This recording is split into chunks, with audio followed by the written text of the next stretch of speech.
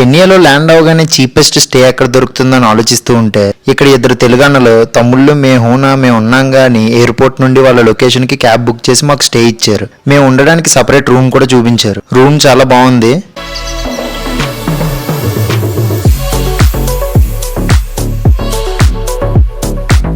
వచ్చి రాగానే ఒక చక్కటి కాఫీ, ఆఫ్రికన్ పాప కుక్ చేసిన మన తెలుగింటి భోజనంతో అతిథి మర్యాదలు మామూలుగా లేవు.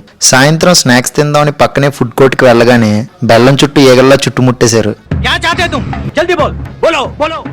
ఏంట్రా వీళ్ళు హ్యాండ్ మూమెంట్ బట్టి నాకు అర్థమైందండి. ఏంటది? మీకు ఏం కావాలని అడుగుతున్నాడు. స్నాక్స్ తిన్నాక పక్కనే మాల్ కి వచ్చాను.